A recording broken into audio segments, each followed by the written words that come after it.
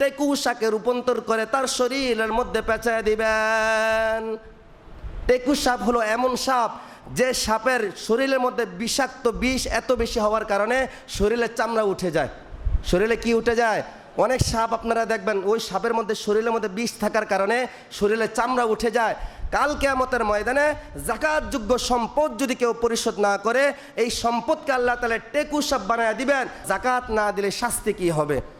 এক নাম্বার শাস্তি হলো যারা যাকাত দিবে না, কাল কিয়ামতের ময়দানে এই যাকাতের সম্পদগুলো গলাইয়া ললিহান শিখা বানাইয়া আল্লাহ তাআলা তার শরীরের মধ্যে পেঁচায় দিবেন, গলার মধ্যে পেঁচায় দিবেন। আল্লাহ রাব্বুল আলামিন সূরা আলী ইমরানের 180 নম্বর আয়াতের মধ্যে বলেন, সায়ুতাওয়াকুনা মা বাখিলু বিহি ইয়াউমাল কিয়ামা। দুনিয়ার জিন্দেগির মধ্যে যারা যাকাত দিবে না, 5 লাখ টাকা যাকাত আসছে, 2 লাখ টাকা দিয়ে 3 লাখ টাকা দেয় নাই, ওই 3 লাখ টাকার সম্পদ আগুনের মধ্যে গলাইয়া তার গলার মধ্যে বেড়ি পড়ায় দেওয়া হবে, তার গলার মধ্যে পেঁচায় দেওয়া হবে।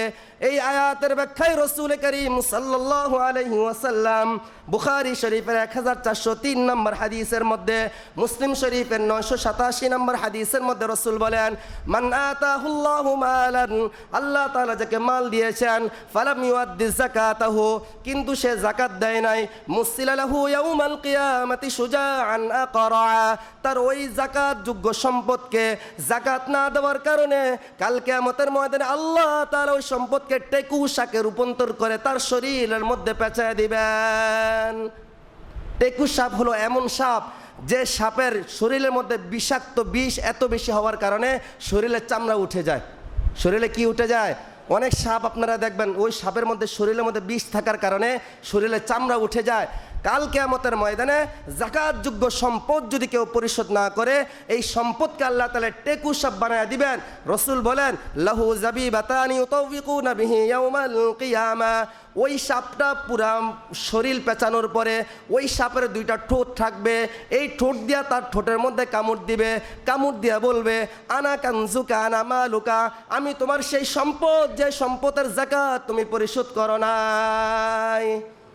মুহতারাম হাজিরিন, যে সম্পদের যাকাত যদি আমরা না দেই তো কাল কিয়ামতের ময়দানে আল্লাহ তাআলা কি করবেন? কিসের রূপান্তরিত করে দিবেন?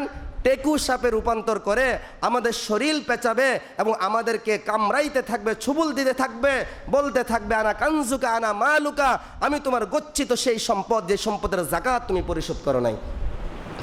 3 নম্বর শাস্তি হলো আল্লাহ তাআলা বলেন, যারা যাকাত পরিশোধ করবে না তাদেরকে কঠিন আযাবের সুসংবাদ আপনি দান করেন। কঠিন আযাবের কি দান করেন? সুসংবাদ দান করেন। সূরা তাওবার মধ্যে আল্লাহ তাআলা সূরা তাওবার 34 নম্বর আয়াতের মধ্যে আল্লাহ তাআলা বলেন, والذين يكنزون الذهب والفضة ولا ينفقونها في سبيل الله فبشرهم بعذاب أليم। যারা দুনিয়ার মধ্যে যাকাত পরিশোধ করবে না, ইয়াকনিজুনা আয-যাহাবা ওয়াল ফিদ্দাতা, স্বর্ণ রূপ জমা করে রাখবে, সেটার যাকাত পরিশোধ করবে না, আপনি ফাবাশশিরহুম বিআযাবিন আলীম, তাদেরকে কঠিন শাস্তির সুসংবাদ দান করেন।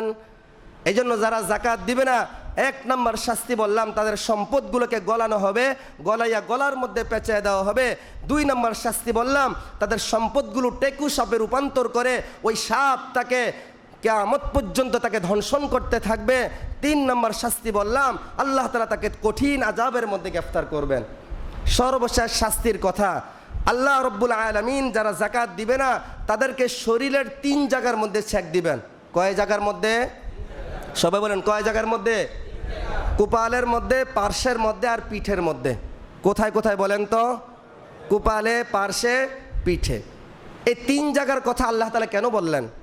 একটা মানুষ যখন ওলামায়ে কেরাম আপনাদের কাছে যাকাত আসে, আপনাদের তো উচিত ছিল যাকাত হিসাব করে আপনারা খুঁজা দিয়ে দিবেন, অথচ এখন আপনাদের কাছে যাকাত নিতে আসলে আপনারা খারাপ ব্যবহার করেন। একজন বদ মানুষের যদি যাকাত আসে, তার কাছে যদি আসে, হুজুর কি জন্য আসছেন?